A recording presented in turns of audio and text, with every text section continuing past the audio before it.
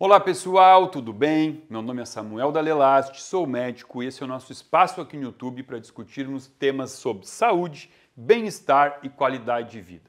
Seja muito bem-vindo a mais um vídeo aqui do meu canal que tem como objetivo levar saúde para dentro de casa, ensinar vocês aí um pouquinho sobre o que eu venho aprendendo nessas últimas décadas já mais de 10 anos trabalhando com uma medicina de caráter preventivo, funcional, ajudando vocês a diminuírem o impacto do envelhecimento sobre o corpo e também manter uma vida em alta performance. E quando a gente fala em alta performance, uma das coisas mais importantes para você realmente viver bem é você viver com um cérebro que tem a capacidade de fazer sinapses, de fazer correlações, velocidade de resposta, ter um cérebro turbinado. E quando a gente fala também em turbinado, é óbvio que sentimentos, como tristeza, felicidade, ansiedade, tudo isso envolve a nossa qualidade de vida. Pessoas mais tristes, pessoas deprimidas,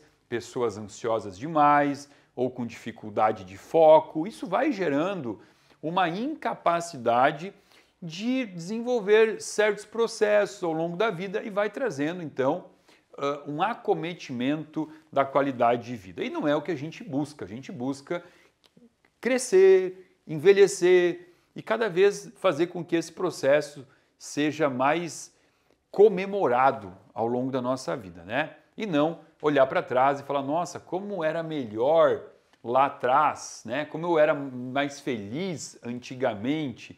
E a gente vem ouvindo muito isso, De uma geração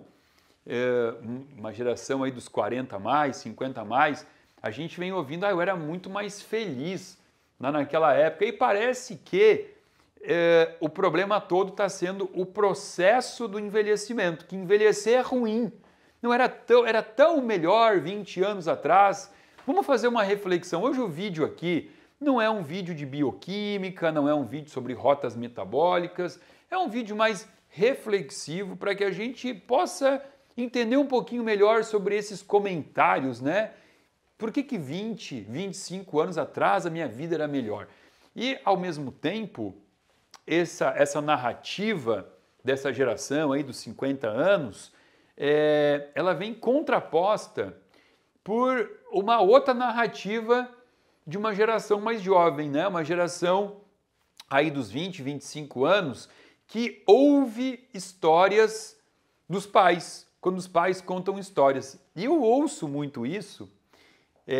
Já vi adolescentes de 18, 20 anos, inclusive, porque eu tenho aqui na minha clínica secretárias com essa idade, e quando elas vão contar alguma coisa sobre a história dos seus pais, elas contam com uma narrativa assim, nossa, a vida deles era muito sofrida. Eu já ouvi isso demais. A vida dos meus pais, dos meus avós, era muito sofrida. E eu tento entender o porquê, E aí eu vou a fundo, eu gosto da corda, eu sou um bom conversador, eu falo, mas me conta aí, por que era sofrida?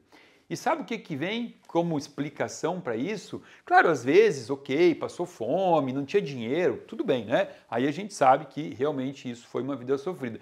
Mas na imensa maioria das vezes, a definição de uma vida sofrida é uma vida sem facilidades. Olha só, um adolescente de 18 anos, 20 anos, hoje no mundo, ele nasceu em meio a um momento, a uma era, onde ele não sabe o que é dificuldade, realmente não sabe. Eles acham que sabem, e na menor dificuldade que acontece, entram em burnout, aí entra a crise de pânico, porque não foram acostumados a uma vida sem facilidades. Tanto que, como eu disse, eles descrevem a geração dos pais deles, os 50 a mais, como uma geração sofrida. Vamos lá, eu tenho boas recordações dos anos 80 e 90, inclusive eu sou muito nostálgico em relação a isso, porque eu acho de verdade que foi a melhor época da minha vida, porque era um momento em que realmente nós tínhamos dificuldades. Nós não tínhamos essa facilidade hoje. Eu vou dar uns exemplos aqui E claro, como eu sei que aqui no meu canal do YouTube tem muito seguidor que já é 60 mais, 50 mais, vai entender perfeitamente. Agora, a molecada aí dos 20 anos, por mais que já tenham ouvido essas histórias, porque não tem nada que eu vou trazer aqui que os pais de vocês já não contaram, mas é algo que vocês não viveram e talvez nem imaginam como era, por exemplo, a gente ter que ir numa locadora alugar uma fita de vídeo para assistir um filme em casa.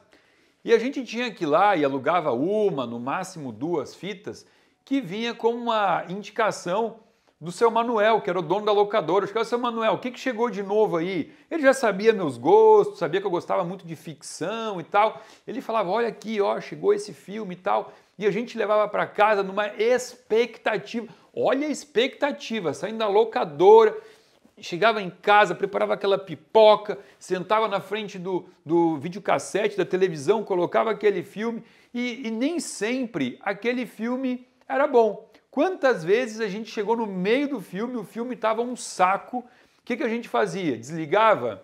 Não, porque a gente não tinha outra opção.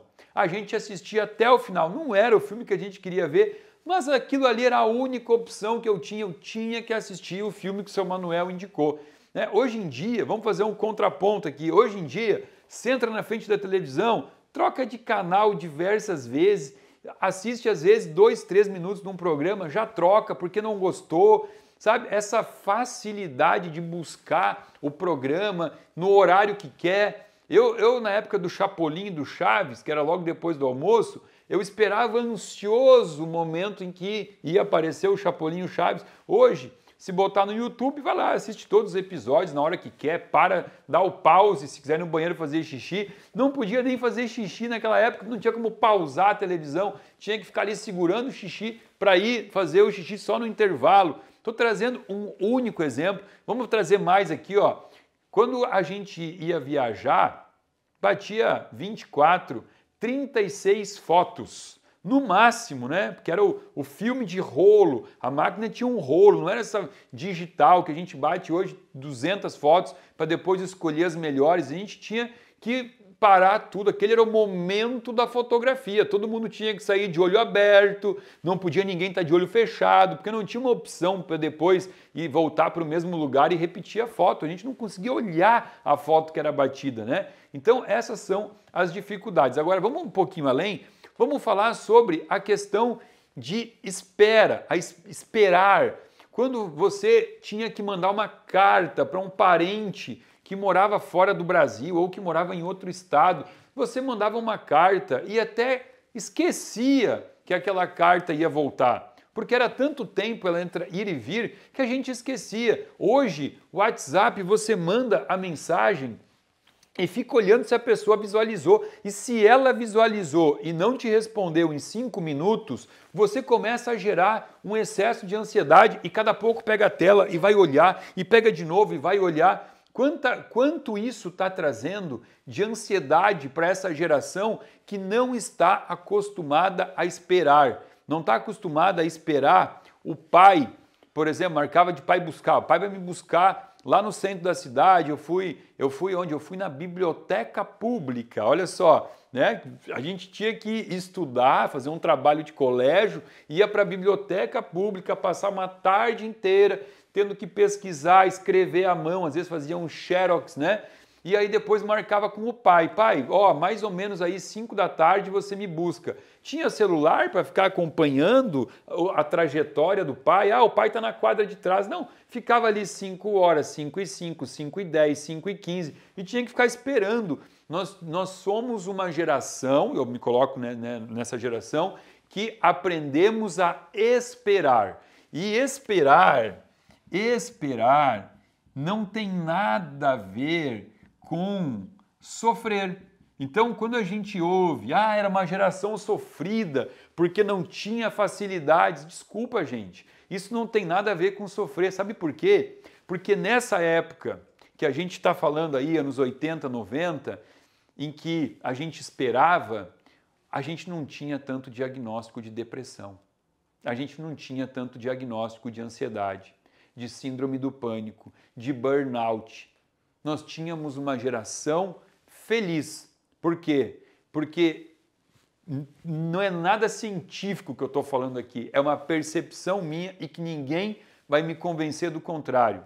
Excesso de facilidade pode sim estar trazendo esse tanto de diagnóstico de doença mental que a gente está vendo nos nossos adolescentes e também nos nossos adultos, tá? Eu usei alguns exemplos aqui, mas depois eu quero que você escreva abaixo desse vídeo outros exemplos que você lembra, né, que trazia essa dificuldade, como por exemplo, quando a minha mãe gostava muito de um bolo que a vizinha fez, que a minha tia fez, e ela perguntava, você tem a receita? O que a gente faz hoje se a gente quer a receita? Pega o celular, dá um print, bateu ali, tem a receita. Ou vai para o YouTube mesmo, para o Google e pega a receita. O que minha mãe tinha que fazer naquela época? Pegava o caderninho de receita da vizinha ou da tia e tinha que escrever toda a receita, né?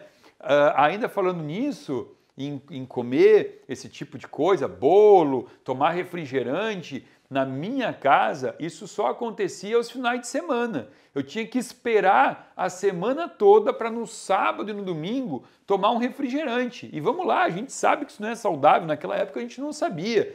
Então, assim, o refrigerante era algo que se aguardava para tomar. E não era garrafa de 2 litros, era uma garrafa de vidro de 1 litro que tinha que durar 2 dias. Era um copo de refrigerante para o dia, para o final de semana todo. Ainda quando colocava na geladeira, vamos ver quem lembra disso, botava uma colherinha em cima da garrafa ali que dizia que era para não perder o gás. Duvido, no dia seguinte estava tudo sem gás, aquele refrigerante. Nunca vi isso funcionar, mas são histórias que eu lembro perfeitamente. E vamos lá, eu tive uma infância absolutamente feliz, não tomei remédio para ansiedade, os meus pais souberam me dizer não, eu tomava 9 não para levar um sim, quase tudo era não, meus pais não tinham medo de me dizer não. E por quê? Porque eles não tentaram compensar a ausência deles dentro de casa com um monte de sim, que a gente vê muito isso, né? Os pais que não estão presentes e que tentam dar para o filho iPhone, iPad, viagem para Disney. Essa geração está tendo excesso de facilidade. E aí fica essa reflexão aqui. Será que isso não é o que está trazendo tanto remédio, tanta necessidade de medicação? Será que a gente não errou em algum momento aí da história, a gente não pecou e nossas crianças, ou não só, né, as crianças, porque a gente percebe isso muito também nessa geração um pouquinho mais velha, né, os adultos de hoje, que inevitavelmente também vão ter acesso, né? Eu não posso falar aqui, olha só, eu trouxe a solução do problema de vocês. A partir de hoje, você aí adulto que trabalha, não vai mais usar inteligência artificial, não vai usar chat GPT, não vai usar a internet, não vai usar um Uber. Não, as facilidades estão aí e a gente não tem como evitá-las, né? Mas saber usar isso com consciência, saber que toda ferramenta, principalmente digital, ela tem o ponto positivo, mas vai ter o ponto negativo se não souber ser utilizada, e essa é a grande sabedoria de viver no mundo moderno. Eu espero que você abasteça, colabore abaixo desse vídeo contando um pouco sobre as suas experiências do passado, né? Como era lá anos 80, 90, 2000, e coloca aí abaixo se você concorda com essas palavras que eu trouxe ou se discorda, será muito bem-vindo o seu comentário. Eu espero que você tenha gostado desse vídeo. Se você gostou, dá um like, compartilha com os amigos, coloca no grupo de WhatsApp da família. Se você não está inscrito no meu canal, se inscreva, aciona o sininho para receber alerta de novos vídeos toda semana aqui para você. Abaixo desse vídeo tem um link que você pode acessar, se inscrever e passar a fazer parte de um grupo VIP de pessoas que recebe conteúdo gratuito e exclusivo semanalmente aqui do meu canal. Fica aqui o meu muito obrigado.